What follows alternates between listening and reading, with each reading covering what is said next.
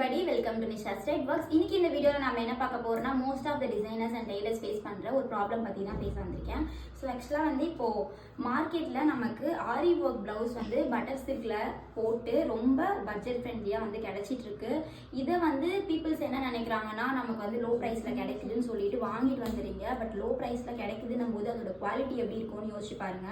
ஏன்னா அது மட்டும் இல்லாம அவங்களோட மெஷர்மெண்ட் இப்போ யார் எனக்கு எடுத்துட்டு வந்து கொடுக்குறாங்களோ அவங்களோட மெஷர்மெண்ட்டே அது ப்ராப்பராக இருக்காது. இப்போ பார்த்தீங்கன்னா இந்த நெக் பார்த்தீங்கன்னா எவ்வளோ லோவாக இருக்குன்னு பாருங்கள். பட் கஸ்டமரோட நெக்கோட ஹைட் வந்து ரொம்ப கம்மியாக இருக்கும் பார்த்துக்கோங்க. இப்போ இதில் இருக்க ஹைட்டை விட இது அதிகமாக இருக்குது. இப்போ வந்து மோஸ்ட்டாக நமக்கு வந்து நிறைய பேர் லோவாக போட மாட்டாங்கன்னும் போது இதை நம்மளால் அட்ஜஸ்ட்மெண்ட்டே பண்ண முடியாது. ப்ளஸ் அது மட்டும் இல்லாமல் இப்போ இந்த ஸ்லீவ் போட்டிருக்காங்க. இந்த ஸ்லீவ் வந்து கஸ்டமரோட பாடி மெஷர்மெண்ட், அதாவது ஸ்லீவ் மெஷர்மெண்ட்டை தாண்டி இங்கே பாருங்கள் பெருசாக இருக்குது.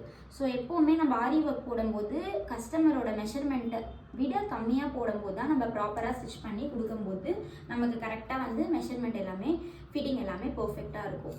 இப்போ இதில் வந்து என்ன ப்ராப்ளம் ஆகுதுன்னா இப்போ இதில் வந்து நம்ம அட்ஜஸ்ட்மெண்ட்டே பண்ண முடியாது. இப்போ என்னோட கஸ்டமர் வந்து இதில் இந்த ப்ளவுஸ் மாதிரியே ஒரு 5 ப்ளவுஸ் எடுத்துகிட்டு வந்து கொடுத்துருக்காங்க. இப்போ இது எதுவுமே யூஸ் பண்ண முடியாது, எல்லாமே வேஸ்ட் ஆகிடுச்சு.